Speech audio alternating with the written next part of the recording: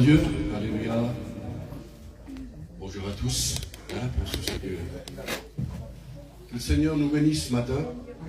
Déjà en travers les cantiques, bien sûr, c'est une joie de recevoir, bien sûr, et d'écouter. Surtout, c'est la parole. Lorsqu'on entend, lorsqu'on chante des cantiques, c'est la parole. C'est ce qui nous fait du bien, ce qui dispose notre cœur à pouvoir recevoir. Et lorsque nous voulons recevoir réellement, bien sûr, il suffit simplement, un mot souvent une fois dans un cantique, et notre cœur est rempli. Tout simplement. Parce que, comme tout à l'heure, Juan il a dit, c'est tout simple, Dieu, Jésus est en nous. Alléluia. Alors bien sûr, la présence de Dieu, on l'a constamment. Constamment, elle est avec nous. Constamment, la présence de Dieu, il ne nous lâchera pas. Il a dit, je serai tous les jours avec vous. Tous les jours, tous les instants, tous les secondes, tous les moments. Parce que souvent, on se dit, Seigneur, tu m'as abandonné. Non, c'est pas vrai. Dieu ne nous a pas abandonné. Il est tous les jours avec nous. Et moi, pour ce matin, vous savez que, sincèrement, et comme je dis souvent, le dimanche, c'est très difficile pour moi de pouvoir porter la parole de Dieu parce que j'ai pas cette... pour nourrir mes frères, souvent de fois je le dis, ou nos sœurs, bien sûr, j'ai pas mais le Seigneur a le mot, lui. Amen. Le Seigneur a le mot. C'est ça qui est important et j'ai mal dormi, je vous le livrerai. J'ai mal dormi.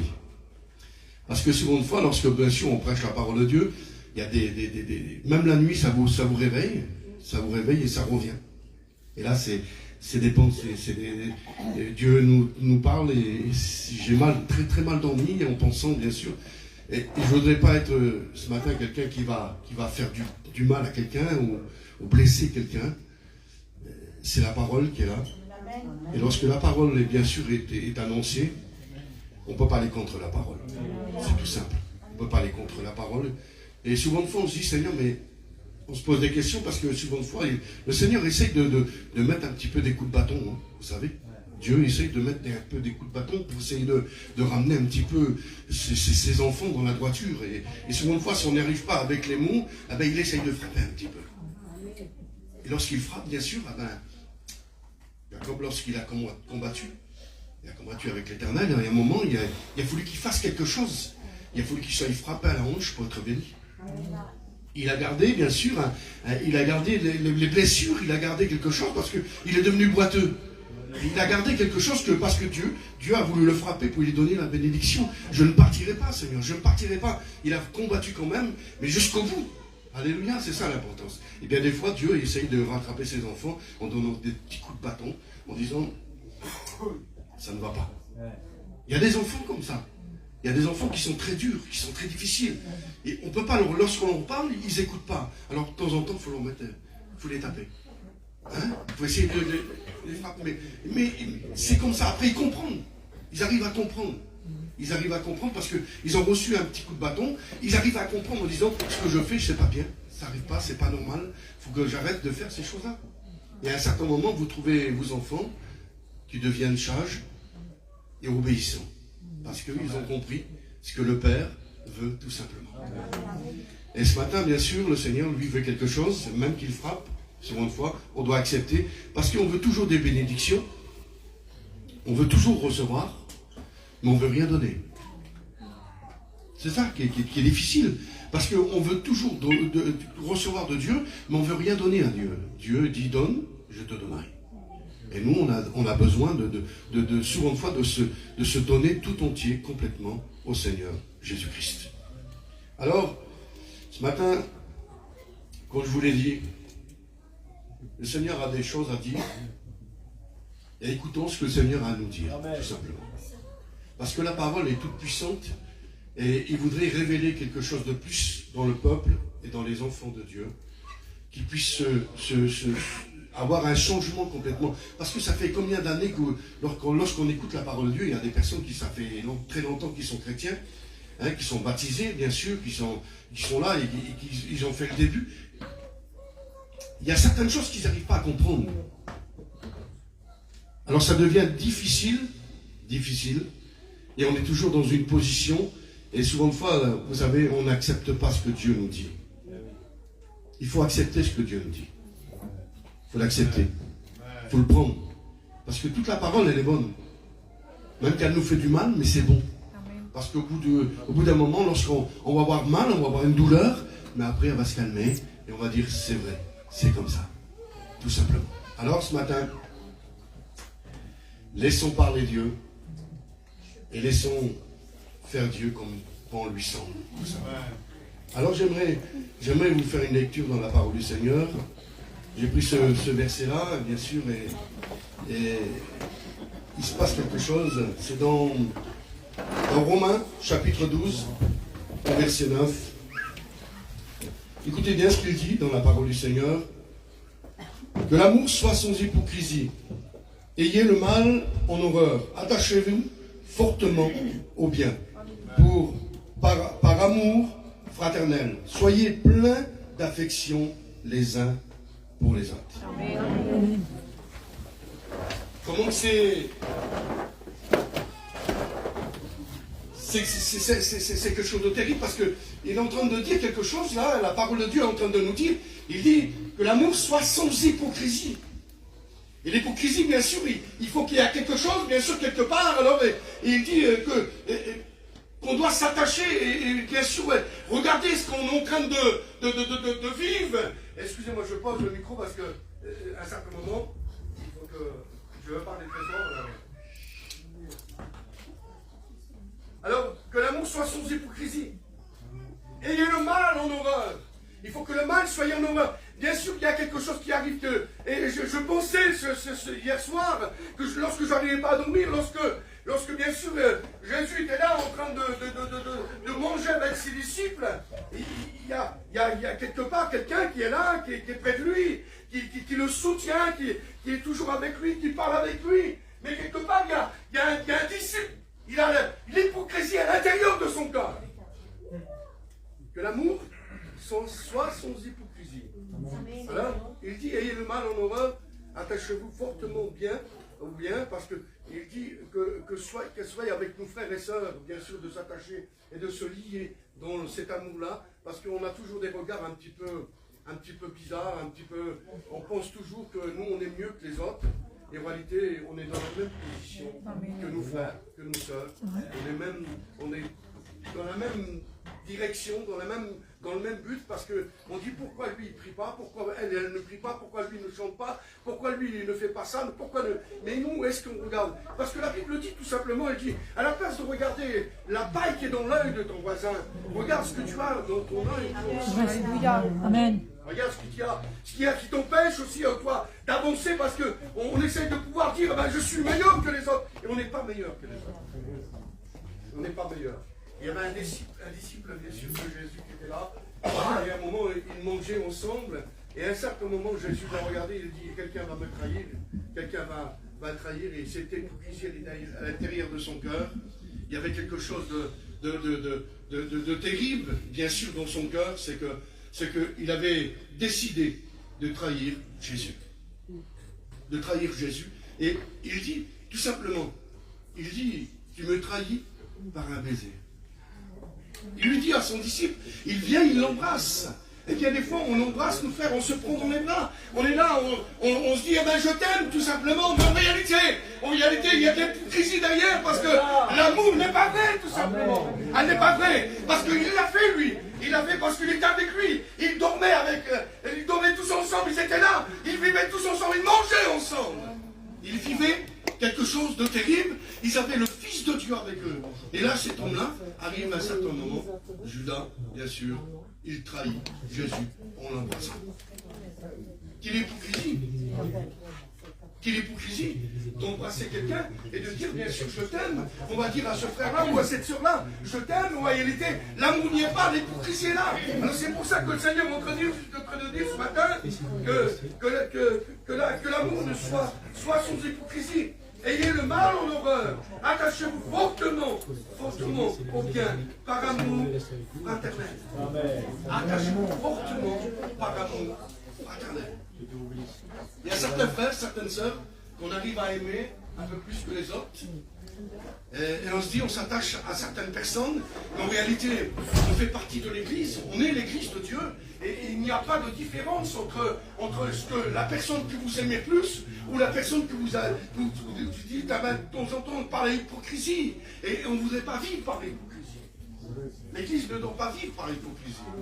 Elle doit vivre tout simplement avec l'amour de Dieu. Amen. Et en réalité, qu'est-ce que c'est l'amour de Dieu? Qu'est-ce que c'est l'amour de Dieu? Ben, c'est un sacrifice.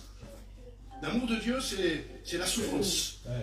L'amour de Dieu, c'est d'abandonner, c'est de délaisser et de donner toute sa vie tout entière pour les autres. Amen.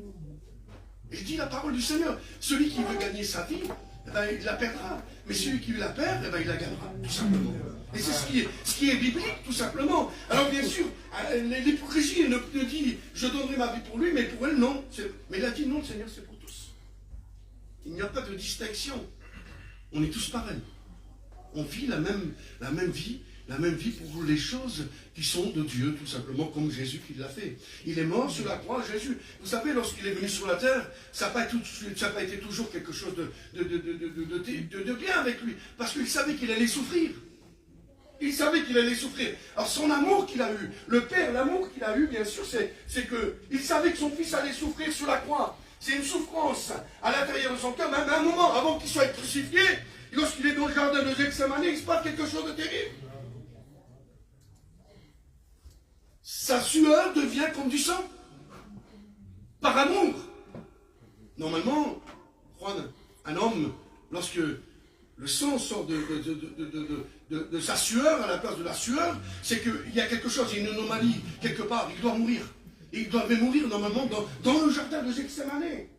Parce que la honte du cœur, c'est comme ça les docteurs disent, parce que lorsqu'on transpire du sang, c'est que la honte du cœur elle est rompue.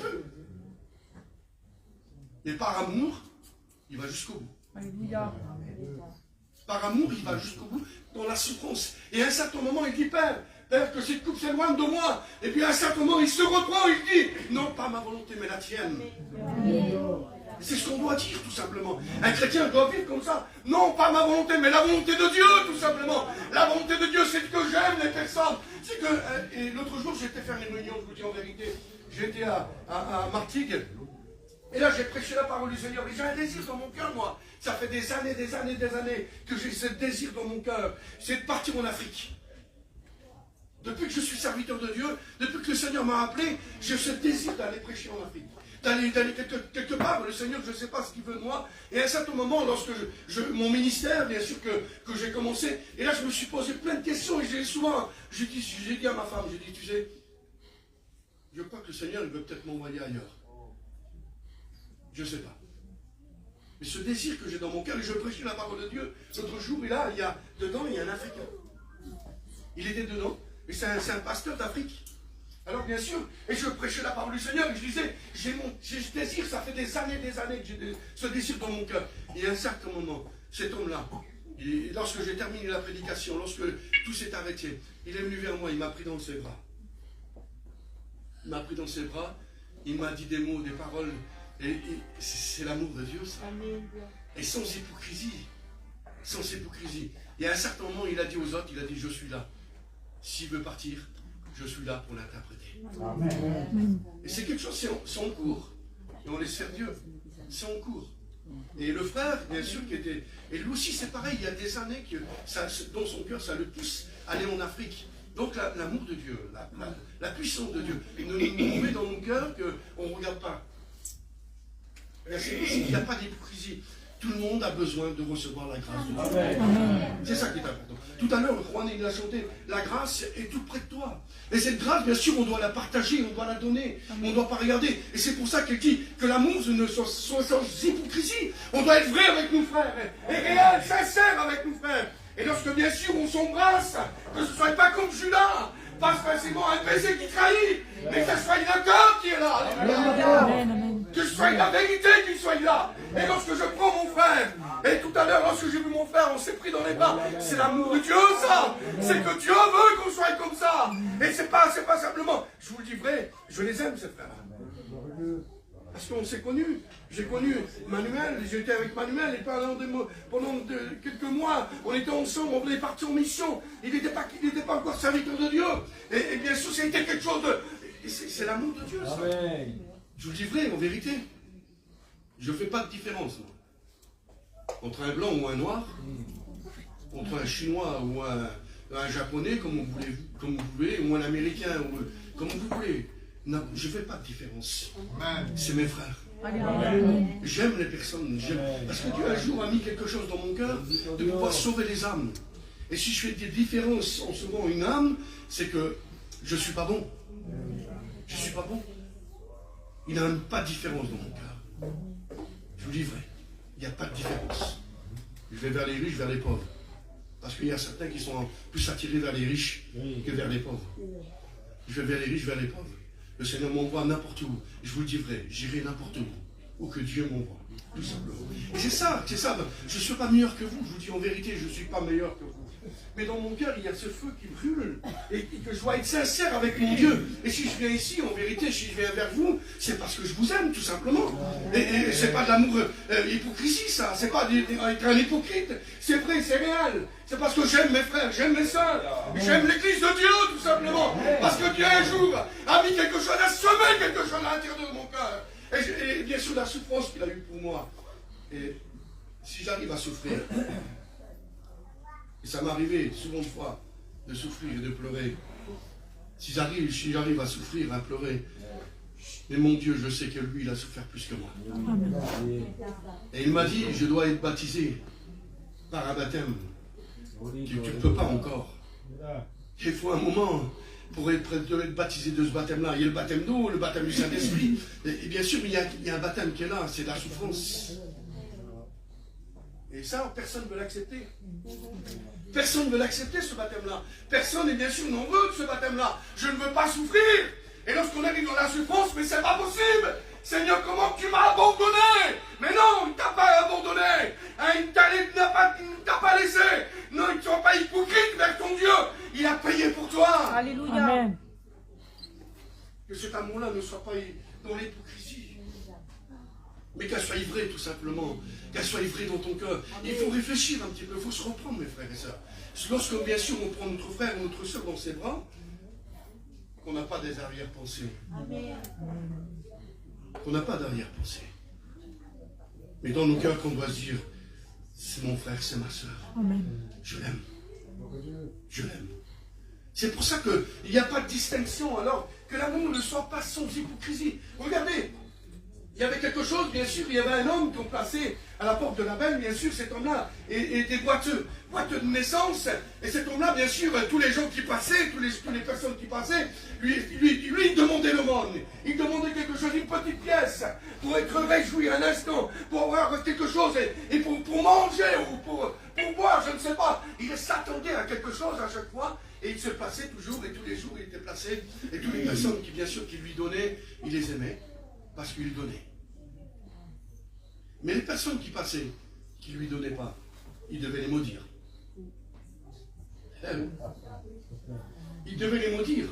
En disant, mais il passe près de moi, il ne me donne rien du tout. Même pas rien pour essayer de pouvoir que je mange, il devait les maudire. Alors à un certain moment, lorsqu'il arrête les hommes de Dieu, lorsqu'il arrête bien sûr les gens, lorsqu'il les arrête à un moment, et lorsqu'il a les yeux sur eux, et à un certain moment, Pierre, les gens en parlent, lui parle à cet homme-là. L'hypocrisie de cet homme-là, ils l'ont vu.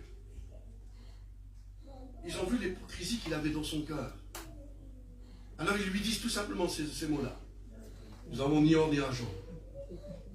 Mais nous, ce qu'on a, ce n'est pas des hypocrites. On n'est pas hypocrites. On ne va pas te donner une petite pièce, on va te laisser comme ça ici, et on va partir, et tu seras toujours placé à la même endroit, et tu seras toujours dans ta position, et tu seras toujours dans le malheur, tu seras toujours dans cette position-là. Il y a certains frères qui nous tendent, qui essayent de nous dire quelque chose, et on les laisse dans nos problèmes, on les laisse dans les difficultés. On n'essaye pas parce que, à cause de l'hypocrisie, voyez bien qu'il a qu'à se débrouiller. C'est lui qui l'a cherché. C'est lui qui l'a voulu, ou c'est elle qui l'a voulu. Alors qu'elle reste, et qu'il reste dans son problème. Et non, son problème, c'est notre problème. Parce qu'on les aime. C'est ça qui est important. Et si on aime nos frères, si on aime nos soeurs, ça nous regarde. Leurs problèmes qu'ils sont en train de vivre, on doit les aider. Si on ne peut pas les aider financièrement, ben on les aide dans la prière. Amen. On prie pour eux, on les serre dans nos bras et on leur montre l'amour, on les entoure. Parce que souvent de fois, lorsque quelqu'un passe par le problème, souvent de fois il se trouve seul. Personne ne vient l'entourer. Personne ne vient l'encourager. De temps en temps, un petit mot comme ça, c'est rien, Dieu va bénir. Mais c'est pas ça qu'il attend, lui. Ce qu'il attend de la personne qui est en train de souffrir et il a besoin d'être pris dans ses bras. Parce que vous, lorsque vous prenez vos frères, lorsque vous prenez vos sœurs dans vos bras, c'est qu'ils voient Jésus qui les serre. Ils attendent quelque chose comme ça. Que lorsqu'on prend nos frères, lorsqu'on prend nos sœurs dans nos bras, et lorsqu'on se serre ensemble, c'est que quelque part, il y a quelque chose. Et on se dit, c'est Jésus qui nous prend dans ses bras. Et c'est ça l'amour de Dieu, parce que lorsque vous êtes rempli du Saint-Esprit, lorsque vous êtes rempli, parce que le Seigneur lui a dit, je serai tous les jours. Tous les jours, tous les instants, tous les secondes. Alors ton frère qui est en train de souffrir, c'est pas de l'hypocrisie de le prendre dans ses bras, non, bien au contraire, c'est l'amour de Dieu. S'il souffre, je veux souffrir avec lui. C'est ça, la parole du Seigneur. Alors bien sûr, cet homme-là, lui, on le plaçait, il avait cette hypocrisie-là, et les gens passaient, ils lui donnaient ces petites pièces. Bien, les hypocrites donnaient une petite pièce, parce qu'il voyait, parce qu'il était, bien sûr, il était boiteux, il était paralysé là, à sa place, ils avaient une petite compassion. La compassion, simplement, c'est tout. De temps en temps, une petite compassion, on lui donnait une petite pièce pour se racheter, en disant, il souffre, il est estropié, alors donnez-nous cette petite pièce, il sera content. Ce n'est pas cet amour de Dieu. Il ne pouvait pas rentrer dans le temple. Interdit de rentrer. Mais Pierre et Jean passent. Ils sont remplis d'amour. Ils sont remplis de compassion. Ils sont remplis de la souffrance que Christ a eue pour eux. Ils sont remplis. Et eux, ils sont en train de souffrir parce qu'ils sont rejetés aussi. La souffrance, il commence. Parce que Dieu leur avait dit, Jésus leur avait dit, vous ne pouvez pas te baptiser actuellement. Mais bientôt, bien sûr, vous le recevrez parce qu'ils ont passé par cette souffrance aussi, les disciples. Ils passent par la souffrance que Christ. Bien sûr, ils ont souffert. Ils ont eu des choses terribles. Alors, bien sûr, mais avant ces souffrances, ils avaient cette souffrance pour les âmes. Il dit, nous avons ni or ni argent, mais ce que nous avons, il est à l'intérieur de nous. Il est là dans notre cœur. C'est la plus grande richesse. C'est pour ça, il n'est pas comparable à de l'argent ou à de l'or. C'est la vie éternelle. C'est l'amour, c'est la grandeur, c'est tout ce que tu as besoin. Tu es là, t'es boiteux, t'es paralysé, personne pour t'aider, tu veux une petite pièce. Non, nous on a plus sur toi. Il le prit par la main. Il le saisit. Et lorsqu'il le saisit, c'est l'amour de Dieu, ça. Il le prend. Et là, d'un seul coup, celui qui est boiteux, d'un bond, il fut debout. Et ce qui se passe, c'est que ses chevilles deviennent fermes. Il se met à marcher, sautant, louant le Seigneur Jésus-Christ. Et il rentra dans le temple.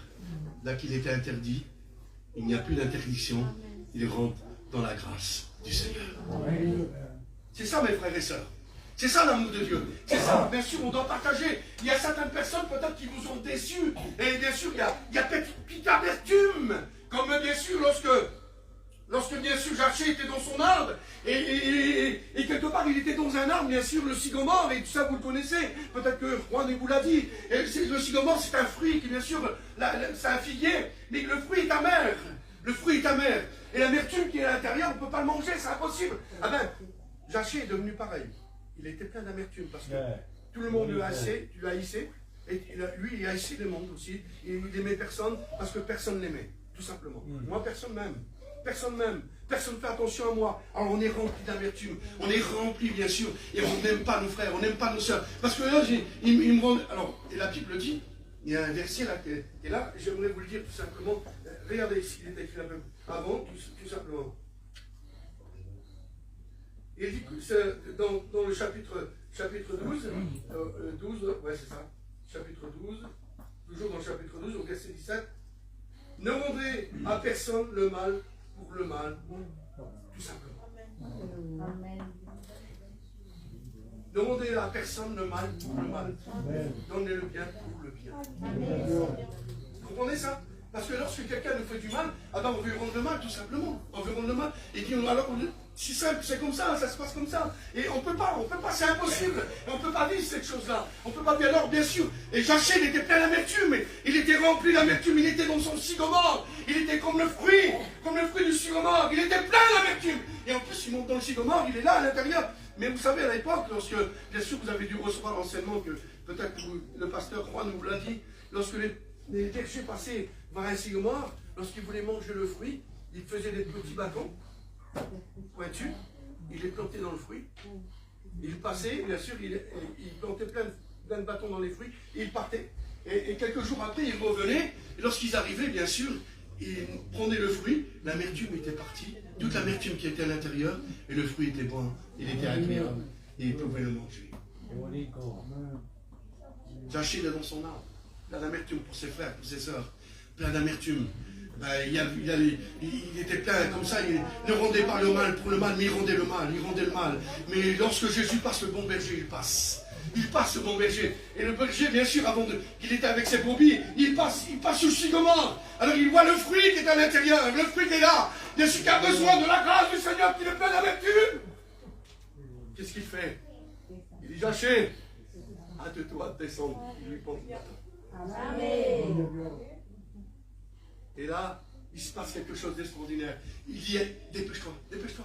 Il ne dit pas simplement descends, il dit, hâte-toi, dépêche-toi. Parce que c'est quelque chose de pour toi, de vital pour toi. Hâte-toi, bien sûr, je veux te débarrasser, je veux enlever toute l'amertume, je veux sortir toute l'amertume. Alors il plante le bâton. Et le fruit, il devient agréable. Il devient agréable aux yeux de Dieu, mais aux frères et aux sœurs, parce que à un certain moment, Jésus rentre chez lui, il dit, Zachée, le salut rentre chez toi. Amen. Le salut rentre chez toi parce que l'amertume était disparue. Il a dit, si j'ai fait mal, il parle au Seigneur, si j'ai fait mal, tout ce que, je rendrai le double, le triple. Je rendrai le double, le triple. Il aime. Oh, quelle beauté. C'est beau lorsque Jésus réellement débarrasse, enlève toutes les amertumes, tout ce qui ne va pas, et tout ce qu'on a contre nos frères, bien au contraire. Et on ne doit pas avoir des amertumes les uns vers les autres, mes frères et sœurs. Mais bien au contraire, il faut que Jésus, un jour, Jésus a planté bien sûr la croix, il a monté sur la croix. Ça nous représente le bâton, bien sûr, que les bergers plantent, et que toute l'amertume s'en va. On a été lavés, purifiés. Purifiés, mes frères et sœurs. C'est ça l'importance. Et Dieu voudrait ce matin que cette amertume s'éloigne, que ce regard de mal qu'on a, bien sûr. Il m'a fait mal, lui. Il m'a fait mal, elle m'a fait mal. Avec je vois le mal parce qu'il m'a fait mal. Non, c'est pas ça. Parce que lorsque vous rendrez le mal viendra sur vous. Mais lorsque vous rendez le bien, le mal ne peut plus venir, c'est impossible. Parce que aussi le mal qui sera là, le bien va venir. Il vous rendra le bien, alléluia. C'est ça l'importance. Et un chrétien ne vit pas avec le mal. Il vit avec la bonté de Dieu. Il vit avec la grâce de Dieu. Et la grâce, qu'est-ce que c'est? C'est un cadeau immérité. Et si on ne fait pas grâce à nos frères, si on ne fait pas grâce à nos sœurs, qui nous sommes? Comment nous pouvons ressembler à Jésus? Comment nous pouvons y ressembler? C'est impossible. Et la ressemblance de Jésus, c'est d'accepter la souffrance et d'accepter, bien sûr, de rendre grâce à nos frères, à nos sœurs, même qui nous font mal, même qui nous font du mal. On doit les aimer. Attachez-vous fortement, fortement avec vous, frères et sœurs. C'est ça la parole du Seigneur. Donc on a vu, ces choses-là, c'est quelque chose de terrible, parce que le bon berger, lui, il passe. Et lorsque, bien sûr, le berger, il fait attention à ses brebis, il regarde à ses brebis, il fait attention à ce qui se passe. Et si une brebis s'éloigne, s'il sort, il est capable de la ramener. Et lorsque, bien sûr, le berger, lorsqu'il avait sa houlette et son bâton, bien sûr, lorsque la houlette venait, à un certain moment, vous avez vu, et ce qu'il fasse, le berger, il y en a une qui est partie. Il prend la brebis, c'est pour ça que de temps en temps, on a besoin d'un coup de bâton. Il met la houlette, il casse la jambe, il la prend, il la va, il la soigne, il la met. Et lorsqu'il part quelque part, il la met sur ses épaules. Il la met sur ses épaules. Il la tient sur ses épaules. Elle est là, elle est blessée pourtant. Mais il va jusqu'au bout, jusqu'à temps qu'elle soit soignée, qu'elle soit bien. Et à un certain moment, lorsqu'elle est soignée, lorsqu'elle est comme ça, jamais plus elle quitte le berger. Jamais plus elle désobéit au berger. Elle est là toujours avec lui. Elle est obéissante. Je me trouvais l'autre jour dans le terrain vers mon fils. Et là, il y avait un berger. Et Seigneur, je regardais ce berger, il y avait tous ces brebis qui étaient là, et ils étaient en train de manger dans le champ, et à un certain moment, il y a 4 brebis qui sont sortis.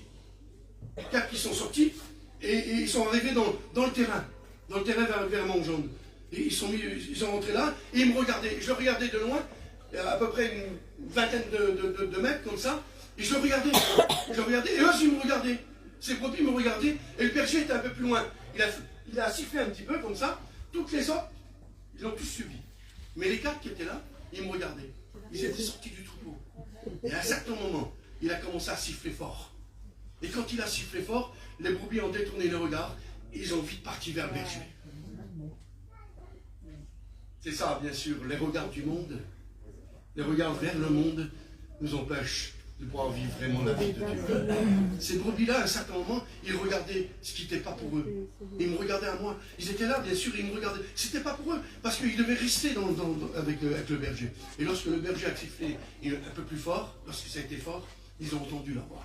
C'est pour ça, à un certain moment, mes frères et sœurs, on a besoin que Dieu parle un peu plus fort. On a besoin que Dieu soit un peu plus sévère avec nous.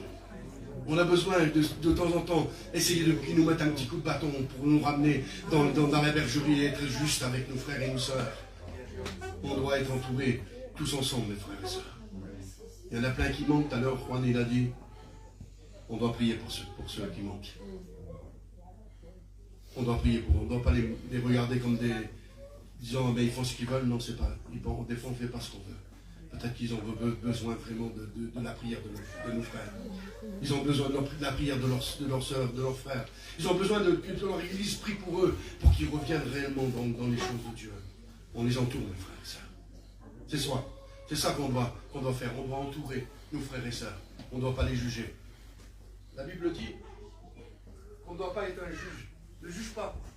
On ne doit pas juger les personnes. On ne doit pas regarder. On ne doit pas juger parce que c'est vite fait de juger quelqu'un. Ah ben lui, regarde ce qu'il fait. Il a le droit de le faire, lui. Mais ne juge pas ton frère. Bien au contraire. Va, reprends-le, tout simplement. Parle avec lui, prends-le dans tes bras. Montre-lui qu'il y a de la compassion quelque part. Ne juge pas ton frère ou ta soeur, mais prends-la dans tes bras, alléluia. Prends-la, elle a besoin de toi.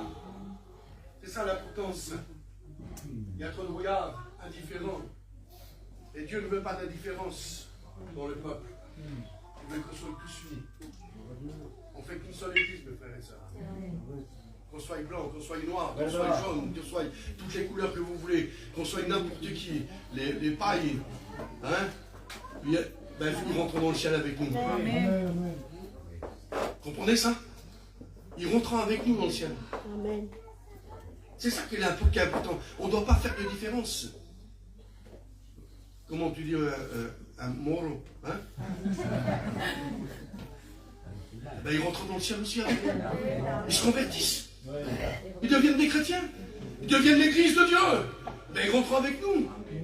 On les aime, tout simplement. On les aime. Amen. C'est ça l'amour de Dieu. C'est ça l'amour du Seigneur. Il n'y a pas de différence. On aime l'autre parce que lui nous ressemble. Non. On les aime parce que même qu'il ne nous ressemble pas, on les aime. Amen. C'est ça l'importance.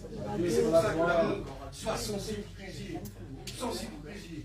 Vous savez ce qu'il dit dans l'Apocalypse chapitre 2, verset 4, il dit, ce que j'ai contre toi, c'est que tu as abandonné ton premier amour.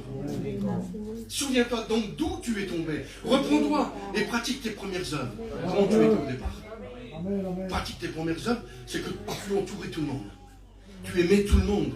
Tu voulais vivre pour tout le monde. Tu voulais sauver tout le monde. Tu voulais faire quelque chose pour tout le monde. Tu voulais témoigner. Tu voulais chanter. Tu voulais faire tout pour les autres. Tout pour les autres. C'était pas pour toi. C'était pour les autres parce que tu voulais faire connaître réellement qui était Jésus-Christ. Amen. C'est ça l'importance. Ce que j'ai contre toi, c'est le Seigneur qui est en train de dire à son Église, ce que j'ai contre toi, c'est qu'il y a quelque chose qui ne va pas, ça ne va plus. Parce que sans hypocrisie, sans être hypocrite, ton amour, elle n'y est plus. Ce que j'ai contre toi, c'est que tu as abandonné ton premier amour. Souviens-toi donc d'où tu es tombé, reprends-toi et pratique tes premières œuvres. Ou sinon, je viendrai à toi et j'ôterai le chandelier de sa place. Alors là, ça devient dangereux. Ça devient dangereux. Mes frères et sœurs, donc l'amour est grand. L'amour est important. Je crois que, et je me lance, excusez-moi, mais celui qui n'a pas d'amour, il ne rentre pas dans le ciel. Hein, Juan, sûr et certain. Celui qui n'a pas d'amour ne rentre pas dans le ciel, c'est impossible. Ça ne sert à rien. Alors, regardez, excusez-moi, je suis obligé de le dire. Je ne sais pas, il y en a que ça fait 30 ans, 40 ans qui sont baptisés, là, 20 ans. Il y en a que ça fait à peine 6 mois, 7 mois, 15 jours, je ne sais pas. Mais si tu n'as pas d'amour, c'est pas le nombre de temps, ou c'est pas. Je viens juste de me baptiser, mais si tu n'as pas d'amour, tu ne rentres pas dans le ciel. Tu prends une chaise, mais cette chaise-là, tu l'as prise simplement pour participer. Si tu n'as pas l'amour de Dieu, si tu n'as pas cet amour-là, ça ne sert à rien que tu sois assis et que tu écoutes la parole de Dieu. Le Seigneur veut que tu sois rempli d'amour. C'est ça l'importance. Le partage. Le partage. Et ça, mes frères et sœurs, je pense que si le Seigneur est en train de nous le dire ce matin, et je vous le dis vrai, je n'ai pas dormi. Toute la nuit, Dieu me rappelait l'hypocrisie. Toute la nuit. J'ai dit, est-ce que vraiment c'est que je dois le prêcher là-bas, Seigneur? Parce que lorsque le Seigneur me donne un verset, je suis obligé de le prendre de suite. Je ne vais pas chercher ailleurs, je pense que le Seigneur me donne tout simplement. Alors j'ai dit, Seigneur, si je dois prêcher ça, je le prêche. Est-ce que je ne l'ai pas prêché là-bas déjà? Je me posais des questions. Est-ce que je ne l'ai pas... Mais Seigneur, je dis, c'est toi qui parles. C'est toi qui fais. Et si peut-être il y a quelque part quelque chose, s'il y a une sœur ou un frère, ou s'il y a des frères, des sœurs qui sont comme ça, j'aimerais vous dire, mes frères et sœurs, on vous aime. On vous aime. C'est pour ça qu'on est là. Croyez-vous que Juan il serait tout le temps en train de faire les réunions ici s'il ne vous aimerait pas?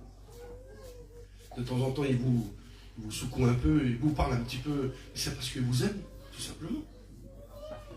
C'est par amour qu'il le fait. Tout simplement. Et c'est ça. Il y a des fois, lorsque moi ça m'arrivait de me mettre en colère sur quelqu'un, mais c'est par amour, c'est parce que je ne veux pas qu'il se perde.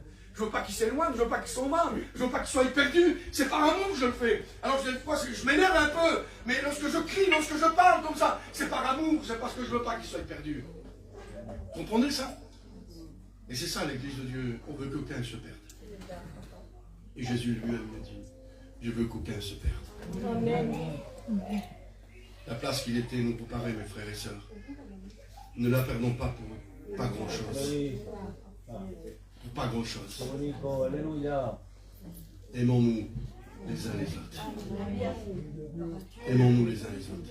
Il est temps, et il a prouvé Jésus par sa souffrance, par sa grandeur et par tout ce qu'il a donné pour nous chacun, mes frères et sœurs. Et c'est pour ça que j'aimerais vous dire, vous rappeler que Jésus n'est pas venu simplement avec une joie et un bonheur, parce qu'il savait qu'il allait souffrir. Il avait cette joie parce qu'il allait nous sauver. Il a dit, la joie sera dans le ciel. Il n'y aura plus de deuil, il n'y aura plus de pleurs, il n'y aura plus de grincement de dents, il n'y aura plus rien du tout. On sera dans le ciel avec lui, dans le bonheur et la joie. Et pour l'instant, on est en train de combattre. On combat notre chair, on combat l'ennemi nous trame, on combat le diable. Le diable essaye de tous les moyens pour essayer de troubler l'église de Dieu, mais il n'y arrivera pas. Amen. Parce qu'on a Jésus en nous. Résistez-lui, a dit la parole. Il s'enfuira loin. Résistez.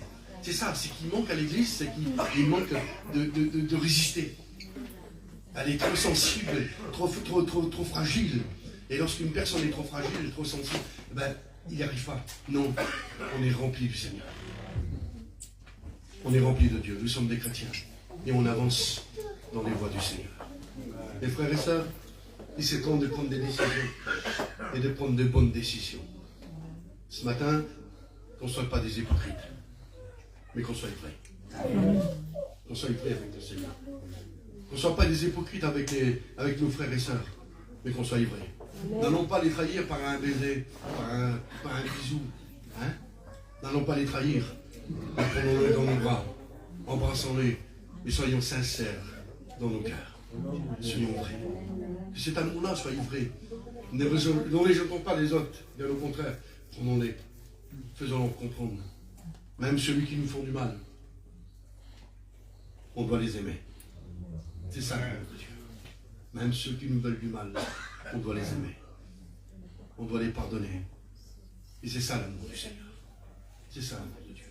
Et que ce matin, mes frères et sœurs, que cette parole qui a été dite et qui a été annoncée, je vous le dis en vérité, c'est parce que ce matin, peut-être qu'il y en a parmi nous qui manquent d'amour. Manque d'amour pour son frère, pour sa sœur. On choisit un petit peu, on se fait des clans. Et Dieu dit non, pas de clans. On est tous pareils. Il n'y a pas de différence. J'aime plus Juan parce que c'est le pasteur. Parce que moi, il m'invite à prêcher, moi. Alors je l'aime plus à lui. Et les frères à côté, ça ne me regarde pas. Je ne suis pas juste. Si je viens ici, c'est parce que je vous aime plus. Tout simplement. Il n'y a pas de différence en disant parce que c'est comme ça. Il n'y a pas de différence, c'est pour tout le monde. Vous comprenez ça? Et c'est ça que ce matin que Dieu voudrait nous dire. N'ayez pas de différence. Soyez vrais et sincères dans vos cœurs. Vous avez compris le Seigneur? Amen. Seigneur, nous te rendons grâce. Amen, nous te louons, Seigneur. Ta parole est annoncée. Ta parole est vraie, Seigneur. Je te loue ce matin, je te rends grâce pour tes bienfaits, Seigneur. Je te demande de bénir mes frères et sœurs, Seigneur, d'agir, parce que tu es ce Dieu vivant. La louange et la gloire t'appartiennent, Seigneur. Je te demande de venir d'agir maintenant pour ta seule gloire, Seigneur. Au nom de Jésus, Seigneur, manifeste-toi dans les cœurs, dans les vies. Tu connais les besoins des cœurs. Et Seigneur, tu ne veux pas qu'il y ait des pieds pourris ici dans les vies, dans les cœurs. Seigneur, que les personnes soient livrées dans les vies, dans les cœurs, Seigneur. Je te demande de les visiter, je te demande de les bénir maintenant. Pour ta seule gloire, Seigneur. Merci Jésus. Amen, Seigneur. Amen. Amen. Amen. Merci Jésus.